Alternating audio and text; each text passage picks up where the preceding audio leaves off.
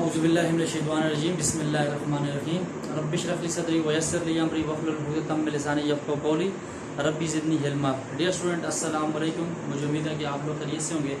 तो स्टूडेंट, इससे पिछले लेक्चर में हमारे पास चैप्टर नंबर 1 का इख्तिताम हो गया था।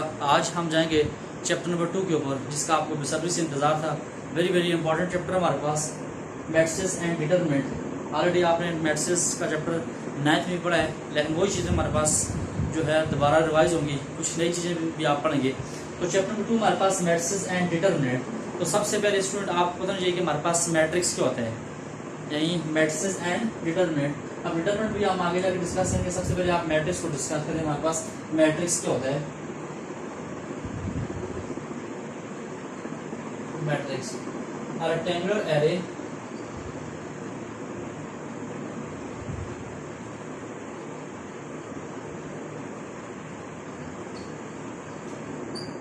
rectangular array of number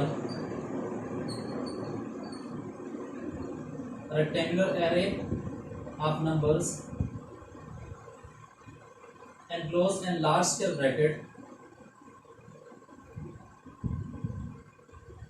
enclosed in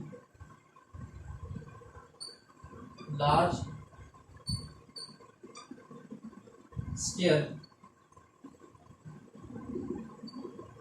brackets are parentheses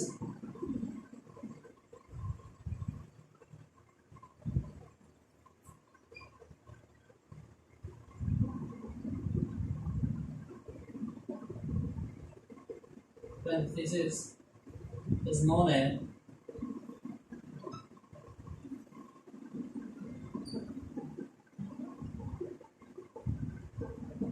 यानी मैट्रिक्स के अंदर हमारे पास जो तमाम के तमाम जो हमारे पास एलिमेंट्स होते हैं उनको हम कहते हैं कि लार्ज स्केल ब्रैकेट के अंदर या पैरेंथेसिस के अंदर हम क्या करते हैं, डिनोट करते हैं। उसको हम क्या बोलते हैं, मैट्रिक्स। फॉर एग्जांपल मैं आप लिखता हूँ, और याद रखना स्टूडेंट, हमारे पास जो मैट्रिक्स होता है, मैट्रिक्स को हम कैपिटल यानी A B C F X Y जिस वर्ड से भी हम डिनोट करेंगे और लास्ट वो वर्ड हमारे पास क्या होगा, कैपिटल होगा। यानी ए इक्वल टू हमारे पास क्या है 1 2 3 4।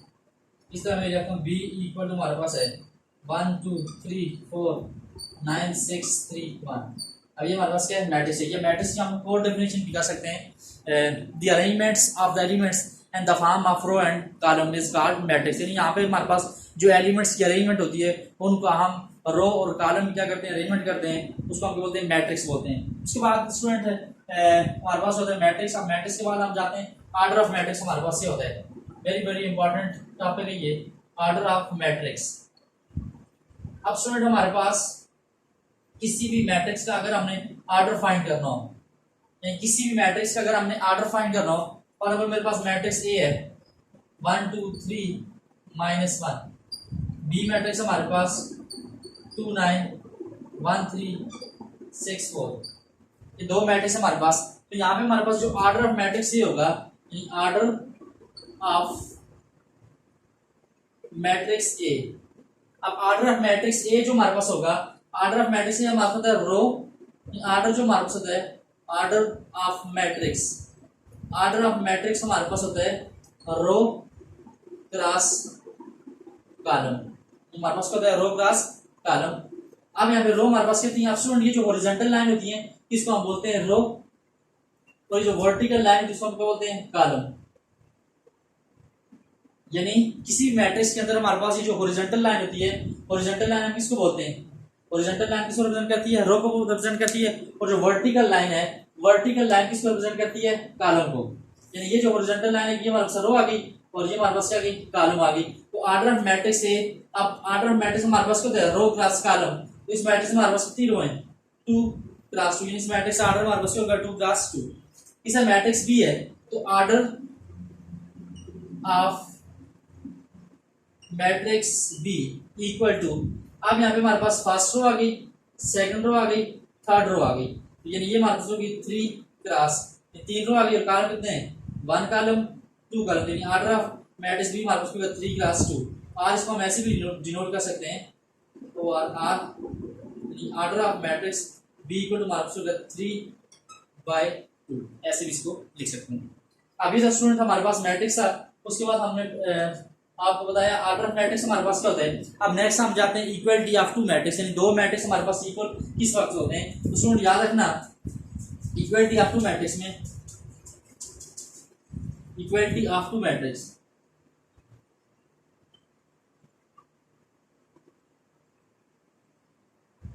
इक्वलिटी ऑफ टू मैट्रिसेस, दो मैट्रिसेस हमारे पास उस वक्त इक्वल होते हैं if A and B are two matrices then A equal to B if order of matrix A equal to order of matrix B, यानी जब दोनों के दोनों मैट्रिक्स का हमारे पास क्या हो, ऑर्डर क्या हो, सेम हो, और ऑर्डर सेम होने के साथ साथ उनके करस्पॉन्डिंग एलिमेंट भी क्या हो, सेम हो। फॉर एग्जांपल मैं यहाँ लिखता हूँ मैट्रिक्स ए हमारे पास है 1 2 3 6, मैट्रिक्स बी हमारे पास 1 1 प्लस 1 2 प्लस 1 और यहाँ पे हमारे पास क्या है 6 है। तो हम लिखेंगे ए इक्वल टू बी। अब ए हमारे पास क्या है 1 2 3 6, बी हमारे पास क्या है 1 1 प्लस 1 2 प्लस 1 6। अब मैंने आपको बोला है कि इक्वलिटी ऑफ टू मैट्रिसेस, दो मैट्रिसेस हमारे पास इक्वल उस वक्त होंगे जब उनका क्या सेम होगा, एक तो ऑर्डर सेम होगा यानी ऑर्डर एक जैसा होगा। अब इस मैट्रिक्स का ऑर्डर हमारे पास क्या है 2 क्रॉस 2, यानी 2 रो और 2 कॉलम है। मैट्रिक्स बी का भी ऑर्डर क्या है 2 क्रॉस 2, इसके भी 2 रो और 2 कॉलम है। अब उसके बाद ऑर्डर सेम होने के साथ साथ इनके करस्पॉन्डिंग एलिमेंट भी क्या होना चाहिए, सेम होना चाहिए, एक जैसे होना चाहिए। इसका फर्स्ट एलिमेंट हमारे पास 1 है तो मैट्रिक्स बी में से करस्पॉन्डिंग एलिमेंट यहाँ पे भी क्या है 1 है, यहाँ पे हमारे पास 2 है तो 1 प्लस 1 ये भी क्या हो जाएगा 2, ये दोनों भी आपस में इक्वल है। यहाँ पे 3 है, यहाँ 2 प्लस 1 क्या हो जाएगा 3, यानी 3 और 3 आपस में इक्वल है। यहाँ पे 6 है और यहाँ पे भी क्या है 6 है। यानी इक्वलिटी ऑफ टू मैट्रिक्स में इक्वल दो मैट्रिक्स हमारे पास इक्वल उस वक्त होंगे जब उनका ऑर्डर सेम होगा और ऑर्डर सेम होने के साथ साथ उनके करस्पॉन्डिंग एलिमेंट भी क्या होंगे, सेम होंगे। अगर उनके करस्पॉन्डिंग एलिमेंट आपस में सेम नहीं है यानी एक जैसे नहीं है तो वो मैट्रिक्स हमारे पास इक्वल नहीं होंगे। तो इसी तरह स्टूडेंट हमारे पास ये था हमारे पास इक्वलिटी ऑफ टू मैट्रिक्स, दो मैट्रिक्स हमारे पास इक्वल किस वक्त होंगे। तो याद रखना दो मैट्रिक्स इक्वल हमारे पास उस वक्त होंगे जब उनके हमारे पास ऑर्डर भी हमारे पास सेम होंगे और ऑर्डर सेम होने के साथ साथ उनके हमारे पास क्या होंगे, करस्पॉन्डिंग एलिमेंट भी सेम होंगे।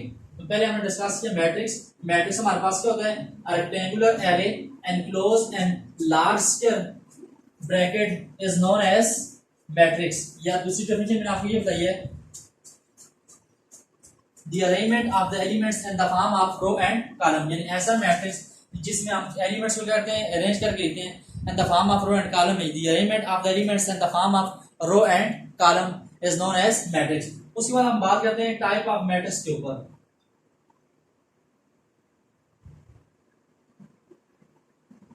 टाइप ऑफ मैट्रिक्स में हमारे पास फर्स्ट हम डिस्कस करते हैं रो मैट्रिक्स। अब रो मैट्रिक्स हमारे पास कौन सा मैट्रिक्स होता है, a matrix is said to be row matrix if it has only one row, यानी ऐसा मैट्रिक्स जिसमें सिर्फ हमारे पास एक ही रो, उस मैट्रिक्स को हम क्या बोलते हैं, रो मैट्रिक्स। फॉर एग्जांपल मैं आगे हूं ए इक्वल टू 2, आगे हम देखें नंबर ऑफ रो कितनी है, एक है। अब रो मैट्रिक्स में हमने सिर्फ नंबर ऑफ रो चेक करनी है, कॉलम का हमारे साथ कोई ताल्लुक नहीं है। रो मैट्रिक्स में सिर्फ हमने क्या चेक करना है, सिर्फ रो चेक करनी है। जैसे मैं एग्जांपल और देता हूं, बी में लिखता हूं 1 2 3, ये भी हमारे पास क्या है, रो मैट्रिक्स है। एक मैट्रिक्स और एग्जांपल देता हूं C इक्वल टू 1 9, अब ये भी हमारे पास क्या है, रो मैट्रिक्स है। यानी रो मैट्रिक्स हमारे पास कौन सा मैट्रिक्स है, a matrix is said to be row matrix if it has only one row, यानी ऐसा मैट्रिक्स जिसमें सिर्फ एक ही रो, उस मैट्रिक्स को हम क्या बोलते हैं, रो मैट्रिक्स। अब नेक्स्ट में डिस्कस करता हूं कॉलम मैट्रिक्स।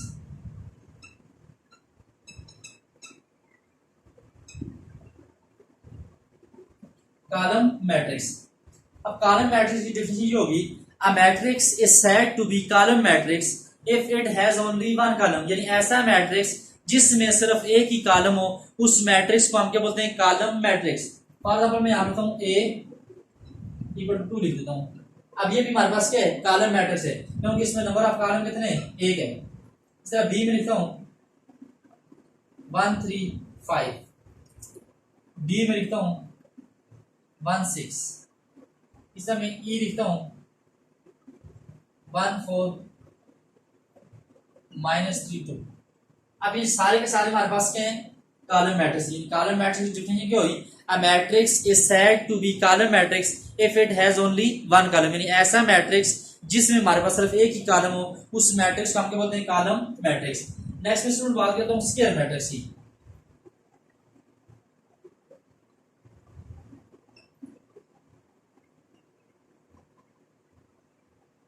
Square matrix. अब स्क्वायर मैट्रिक्स हमारे पास वो मैट्रिक्स होता है, a matrix is said to be square matrix if number of row equal to number of column, यानी ऐसा मैट्रिक्स जिसमें हमारे पास नंबर ऑफ रो और नंबर ऑफ कॉलम आपस में क्यों इक्वल हो, यानी अगर हमारे पास नंबर ऑफ रो 2 हैं तो नंबर ऑफ कॉलम भी कितने चाहिए? 2 होने चाहिए। अगर नंबर ऑफ रो हमारे पास 1 है तो नंबर ऑफ कॉलम भी हमारे पास होना चाहिए? 1 होना चाहिए। अगर नंबर ऑफ रो हमारे पास 3 है तो नंबर ऑफ कॉलम भी कितने चाहिए? 3 होने चाहिए। यानी स्क्वायर मैट्रिक्स हमारे पास कौन सा मैट्रिक्स होता है? A matrix is said to be square matrix if number of row equal to number of column, यानी ऐसा मैट्रिक्स जिसमें हमारे पास नंबर ऑफ रो और नंबर ऑफ कॉलम आपस में क्यों इक्वल हो, उस मैट्रिक्स को हम क्या बोलते हैं? Square matrix. फॉर एग्जांपल मैं यहां लेता हूं a इक्वल टू लेता हूं -2। असल देखिए यहां पे हमारे पास नंबर ऑफ रो भी कितनी है? 1 है। नंबर ऑफ कॉलम भी कितना है? 1 है। तो ये हमारे पास क्या स्क्वायर मैट्रिक्स है। b में लिख लेता हूं 1 2 3 -4, ये भी हमारे पास क्या है? स्क्वायर मैट्रिक्स है। नंबर ऑफ रो कितनी है? 1 2, 2 रो है और कॉलम कितने हैं? 1 2, 2 रो और 2 कॉलम, ये हमारे पास क्या है? स्क्वायर मैट्रिक्स है। इसी तरह सी हमारे पास है 1 3 9 2 3 1 1 0 3।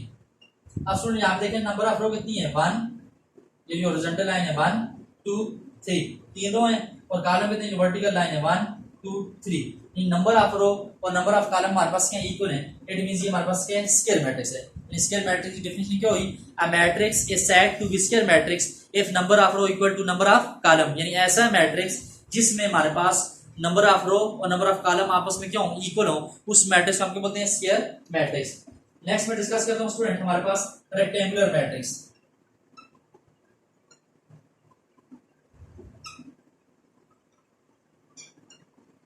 Rectangular matrix. अब रेक्टेंगुलर मैट्रिक्स हमारे पास वो मैट्रिक्स होता है, a matrix is said to be rectangular matrix if number of row not equal to number of column, यानी ऐसा मैट्रिक्स जिसमें हमारे पास नंबर ऑफ रो और नंबर ऑफ कॉलम आपस में इक्वल ना हो, उस मैट्रिक्स को हम क्या बोलते हैं? Rectangular matrix. यानी a matrix is said to be rectangular matrix if number of row not equal to number of column, यानी ऐसा मैट्रिक्स जिसमें हमारे पास नंबर ऑफ रो और नंबर ऑफ कॉलम आपस में इक्वल ना हो, उस मैट्रिक्स को हम क्या बोलते हैं? Rectangular matrix. फॉर एग्जांपल मैं आप लिख लेता हूं a इक्वल टू 1 2 3 4 -1 2। अब ये जो मैट्रिक्स है ये हमारे पास क्या रेक्टेंगुलर मैट्रिक्स है, क्योंकि नंबर ऑफ रो कितनी है? 1 2 3, नंबर ऑफ कॉलम कितने हैं? 1 2, यानी नंबर ऑफ रो और नंबर ऑफ कॉलम आपस में इक्वल नहीं है। इसे मैं लिखता हूं b equal to 1 2 1 3 4।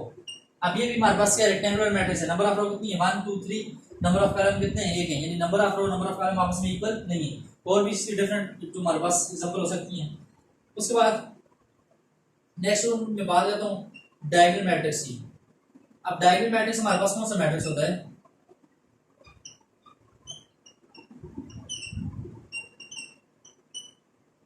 A square matrix. A square matrix is said to be diagonal matrix if all the elements are zero except one elements of principal diagonal is non-zero। यानी ऐसा मैट्रिक्स जिसमें हमारे पास तमाम के तमाम जो एलिमेंट्स हैं, ऐसा स्क्वायर मैट्रिक्स जिसमें हमारे पास तमाम के तमाम जो एलिमेंट्स हैं वो जीरो और जो प्रिंसिपल डायगोनल है, प्रिंसिपल डायगोनल में कम से कम एक एलिमेंट ऐसा होना चाहिए जो हमारे पास क्या हो? जीरो ना हो। फॉर एग्जांपल मैं यहां लिखता हूं, अब याद रखना डायगोनल मैट्रिक्स के लिए मैट्रिक्स का स्क्वायर होना क्या है? मस्ट है। तो डायगोनल मैट्रिक्स हमारे पास है 1 0 0 0। अब ये भी हमारे पास क्या है? डायगोनल मैट्रिक्स है। बी इसी एग्जांपल पे देता हूं 1 0 0 0 0 0 0 0 3। अब सुनो ये जो इसके है इसको हम बोलते हैं प्रिंसिपल डायगोनल। ये डायगोनल हमारे पास कौन सा है? Principal diagonal. यानी डायगोनल मैट्रिक्स डेफिनेशन क्या हुई? ऐसा स्क्वायर मैट्रिक्स जिसमें हमारे पास तमाम के तमाम एलिमेंट्स हमारे पास क्यों? जीरो, बट हमारे पास जो प्रिंसिपल डायगोनल है, प्रिंसिपल डायगोनल में कम से कम हमारे पास कोई एक एलिमेंट ऐसा जो कोई एक ना एक एलिमेंट ऐसा हो जो हमारे पास जीरो ना हो, एक से ज्यादा भी हो सकते हैं। इसी फॉर एग्जांपल देता हूँ, C इक्वल टू 1 0 0 0 2 0 0 0 3, ये भी हमारे पास क्या है, डायगोनल मैट्रिक्स है। कौन सा मैट्रिक्स है, डायगोनल मैट्रिक्स, यानी ऐसा स्केल मैट्रिक्स जिसमें तमाम के तमाम एलिमेंट जीरो और प्रिंसिपल डायगोनल, ये जो डायगोनल होता है उसको हम क्या बोलते हैं, प्रिंसिपल डायगोनल। प्रिंसिपल डायगोनल में कम से कम कोई ना एक आधा एलिमेंट, एक से ज्यादा भी हो सकते हैं, दो भी हो सकते हैं, तीन भी हो सकते हैं। प्रिंसिपल डायगोनल में कम से कम हमारे पास एक एलिमेंट ऐसा चाहिए जो हमारे पास जीरो ना हो। तो ये था हमारे पास डायगोनल मैट्रिक्स। नेक्स्ट हम डिस्कस करते हैं स्केलर मैट्रिक्स ही। अब स्केलर मैट्रिक्स के लिए मैट्रिक्स का स्केल होना क्या है, मस्ट है। अब स्केलर मैट्रिक्स हमारे पास कौन सा मैट्रिक्स होता है, a scalar matrix is said to be scalar matrix if all the diagonal elements are same and all other elements are zero। ये ऐसा स्केलर मैट्रिक्स, स्केलर मैट्रिक्स। अब स्केलर मैट्रिक्स हमारे पास इसकी डेफिनेशन क्या हुई, a scalar matrix is said to be scalar matrix if all the diagonal elements are zero and if all the scalar matrix is said to be diagonal matrix if all the elements are zero and if all the elements are zero and diagonal elements are same। यानी ऐसा scalar matrix जिसमें तमाम के तमाम elements हमारे पास क्यों zero, यानी जो हमारे पास प्रिंसिपल डायगोनल के अंदर एलिमेंट्स हो तमाम के तमाम हमारे पास क्यों सेम हो, उस मैट्रिक्स को हम बोलते हैं स्केलर मैट्रिक्स।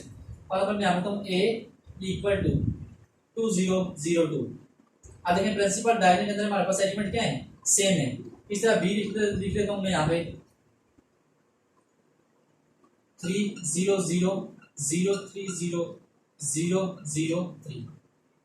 अब देखिए यहाँ पे जो प्रिंसिपल डायगोनल है, प्रिंसिपल डायगोनल के अंदर तमाम के तमाम एलिमेंट्स हमारे पास क्या है, सेम है। अब इसकी डेफिनेशन क्या हुई, a scalar matrix is said to be scalar matrix if all the elements are zero and diagonal elements are same। यानी ऐसा मैट्रिक्स जिसमें तमाम के तमाम एलिमेंट्स जीरो और जो प्रिंसिपल डायगोनल है, प्रिंसिपल डायगोनल के अंदर तमाम के तमाम एलिमेंट्स हमारे पास क्या होना चाहिए, सेम होना चाहिए। यानी ऐसा स्केलर मैट्रिक्स जिसमें हमारे पास प्रिंसिपल डायगोनल के अंदर जो एलिमेंट्स हैं वो तमाम के तमाम हमारे पास क्यों सेम हो, और उसके अलावा बाकी तमाम के तमाम हमारे पास क्यों जीरो हो। यानी scalar matrix is said to be scalar matrix if all the diagonal elements are same and all other elements are zero। उसके बाद नेक्स्ट में बात करता हूँ यूनिट मैट्रिक्स की। यूनिट मैट्रिक्स आर इसको हम बोलते हैं, यूनिट मैट्रिक्स के अलावा इसका नाम है आइडेंटिटी मैट्रिक्स, आर आइडेंटिटी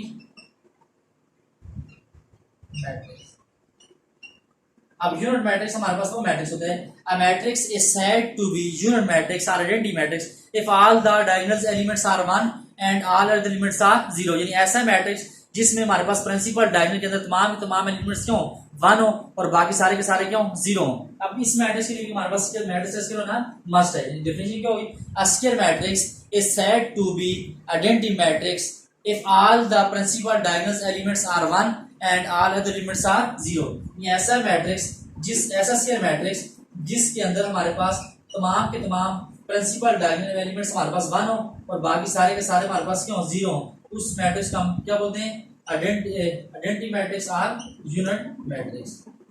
इस तरह सी एग्जांपल ले लेता हूं 1 0 0 0 0 1 0 0 0 0 1 0, सो इस तरह 0 0 0 1।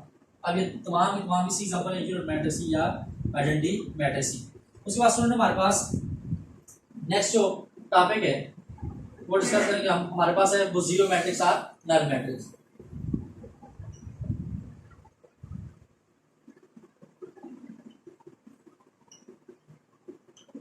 अब जीरो मैट्रिक्स या नल मैट्रिक्स कौन सा मैट्रिक्स होता है, a matrix is said to be zero matrix or null matrix if all the elements are zero। यानी ऐसा मैट्रिक्स जिसमें हमारे पास तमाम के तमाम एलिमेंट्स हमारे पास क्यों जीरो हो, उस मैट्रिक्स को हम बोलते हैं जीरो मैट्रिक्स या नल मैट्रिक्स। यानी ऐसा मैट्रिक्स जिसके अंदर हमारे पास तमाम के तमाम एलिमेंट्स हमारे पास जीरो हो, उस मैट्रिक्स को हम बोलते हैं जीरो मैट्रिक्स और नल मैट्रिक्स। उसके बाद next transpose of matrix. Next topic हमारे पास ट्रांसपोज ऑफ मैट्रिक्स। अब ट्रांसपोज ऑफ मैट्रिक्स हमारे पास क्या होता है, अब ट्रांसपोज ऑफ मैट्रिक्स में scalar matrix is said to be transpose of matrix, या कोई भी हमारे पास मैट्रिक्स है उसको अगर हमें ट्रांसपोज फाइंड करना है तो हम क्या कहते हैं, रो चेंज इनटू कॉलम, और कॉलम को हम किसमें चेंज करते हैं, रो में। यानी फॉर एग्जांपल हमारे पास मैट्रिक्स ये है 1 2 3 4, तो इसका अगर हमें ट्रांसपोज फाइंड करना है तो ए ट्रांसपोज हमारे पास क्या हो जाएगा। अब ये रो, इस रो को हम किसमें शिफ्ट करेंगे, कॉलम में हो जाएगा 1 2, इस रो को हम किसमें शिफ्ट करेंगे, कॉलम में। यानी इस ट्रांसपोज ऑफ मैट्रिक्स में हम क्या करते हैं, रो को कॉलम में चेंज करते हैं और कॉलम किस में चेंज करते हैं, रो में चेंज करते हैं। उसके बाद नेक्स्ट हमारे पास अपर ट्रायंगल मैट्रिक्स। अब अपर ट्रायंगल कौन सा मैट्रिक्स होता है, a square matrix is said to be upper triangle matrix if all the elements below the principal diagonal are zero। definition क्या होगी, a square matrix is said to be upper triangular matrix। upper triangular matrix हमारे पास कौन सा matrix होता है, a square matrix is said to be upper triangle matrix if all the elements below the principal diagonals are non-zero and all other elements are zero। यानी ऐसा square matrix जिसमें हमारे पास प्रिंसिपल डायगोनल्स के जो नीचे elements हैं वो तमाम के तमाम हमारे पास क्यों वो तमाम के तमाम हमारे पास क्यों जीरो, और बाकी वो तमाम के तमाम हमारे पास क्यों नॉन जीरो, और बाकी सारे के सारे हमारे पास क्यों जीरो, उसका हम बोलते हैं अपर ट्रायंगल मैट्रिक्स। इसके बाद नेक्स्ट हमारे पास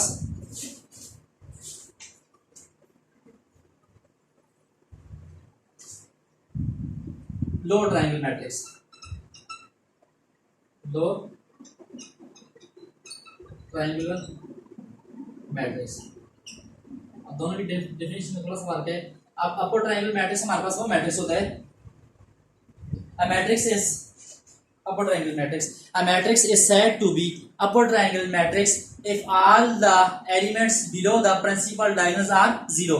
यानी ऐसा मैट्रिक्स, ऐसा स्क्वायर मैट्रिक्स जिसमें हमारे पास प्रिंसिपल डायगोनल्स के नीचे हमारे पास तमाम के तमाम एलिमेंट्स हमारे पास क्यों जीरो हो, उसको हम क्या बोलते हैं, upper triangle matrix. For example मैं यहां लिखता हूं a equal to 1 2 3, उसके बाद 0 3 4 0 0 1। अब देखिए ये जो मैट्रिक्स हमारे पास डिफिनेशन में क्या कहा है, a square matrix is said to be upper triangle matrix if all the elements below the principal diagonals are zero। यानी ऐसा मैट्रिक्स जिसमें हमारे पास प्रिंसिपल, अब ये देखें प्रिंसिपल डायगोनल ही आ गया, अब all the elements below the principal diagonals are zero, जिसमें हमारे पास जो प्रिंसिपल डायगोनल है, प्रिंसिपल डायगोनल्स के नीचे तमाम एलिमेंट्स हमारे पास क्या हैं, जीरो। इस मैट्रिक्स को हम बोलते हैं अपर ट्रायंगल मैट्रिक्स।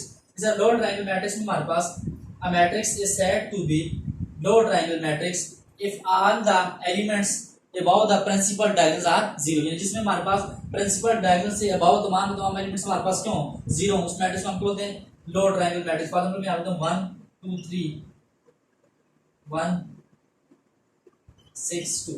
अब देखिए यहाँ भी जो हमारे पास प्रिंसिपल डायगोनल है ऊपर तमाम एलिमेंट्स हमारे पास क्यों जीरो, इस मैट्रिक्स को हम क्या बोलते हैं, upper triangle lower triangle matrix.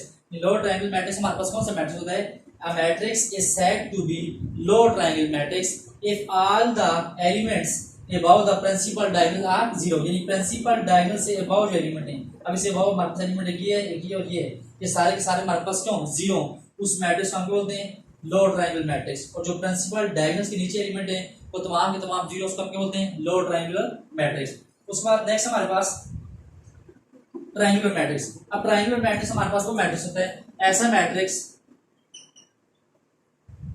Triangular matrix. अब स्टूडेंट ट्रायंगुलर मैट्रिक्स हमारे पास वो मैट्रिक्स होता है, ऐसा मैट्रिक्स जो अपर ट्रायंगल हो या लोअर ट्रायंगल हो। ऐसा मैट्रिक्स, ऐसा स्क्वायर मैट्रिक्स जो अपर ट्रायंगुलर मैट्रिक्स हो या लोअर ट्रायंगल मैट्रिक्स हो, हम क्या बोलते हैं, ट्रायंगुलर मैट्रिक्स। फॉर एग्जांपल मैं आपको 1 2 3 6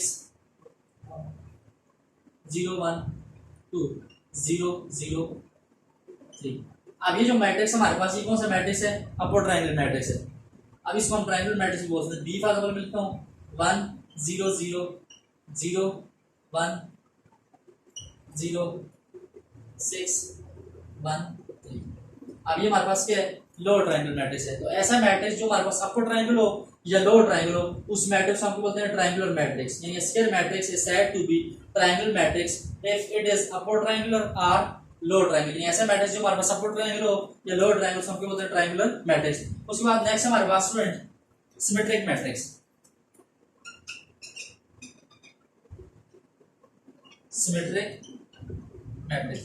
अब सिमेट्रिक मैट्रिक्स हमारे पास वो मैट्रिक्स होता है, a square matrix is said to be symmetric matrix, a square matrix is said to be symmetric matrix if A transpose equal to A, यानी ऐसा मैट्रिक्स ऐसा स्क्वायर मैट्रिक्स जिसमें हम उसका ट्रांसपोज लें दोबारा उसी मैट्रिक्स इक्वल है, उस मैट्रिक्स को हम बोलते हैं सिमेट्रिक मैट्रिक्स, यानी A transpose equal to A, B transpose equal to B, C transpose equal to C, this is called symmetric matrix. Next हमारे पास टॉपिक है स्क्यू सिमेट्रिक मैट्रिक्स। कौन सा symmetric matrix? Skew symmetric matrix. अब skew symmetric matrix हमारे पास वो matrix होता है, a square matrix is said to be skew symmetric matrix if A transpose equal to minus A, B transpose equal to minus B, ये ऐसा square matrix जिसमें हम उसका ट्रांसपोज लें वो दोबारा उसी मैट्रिक्स इक्वल है, लेकिन साथ सिंबल क्या है? माइनस का है। A transpose equal to A, B transpose equal to minus B, इसी तरह D transpose equal to minus D, इसको हम क्या बोलते हैं? Skew symmetric matrix. Symmetric matrix वो होगा ऐसा स्क्वायर मैट्रिक्स जिसमें हम उसको मैट्रिक्स का ट्रांसपोज लें वो दोबारा उसी मैट्रिक्स से इक्वल है, उसको हम बोलते हैं सिमेट्रिक मैट्रिक्स। और स्क्यू सिमेट्रिक मैट्रिक्स हमारे पास वो मैट्रिक्स होता है जिसमें हम किसी मैट्रिक्स का ट्रांसपोज लेते हैं वो दोबारा उसी मैट्रिक्स से इक्वल है, लेकिन साथ में जाता है माइनस का मैट्रिक्स को हम बोलते हैं स्क्यू सिमेट्रिक मैट्रिक्स। तो स्टूडेंट्स ये थे हमारे पास आज के टॉपिक। आज आपने पढ़ा मैट्रिक्स हमारे पास क्या होता है, उसके बाद ऑर्डर ऑफ मैट्रिक्स क्या होता है, इक्वलिटी ऑफ मैट्रिक्स क्या होता है, उसके बाद हमारे पास टाइप ऑफ मैट्रिक्स क्या होती हैं, ये आपने बड़ी डिटेल में पढ़ी, इसके साथ एग्जांपल भी दी आपको, इसकी ऑलरेडी बुक के ऊपर डेफिनेशन लिखी हुई है, वहाँ से आप देख लेनी है, मैंने भी आपको बता दी है, तो एग्जांपल से आई थिंक आपको इजीली समझ आ गई होगी। आई होप आज के लिए काफ़ी होगा। Thank you very much.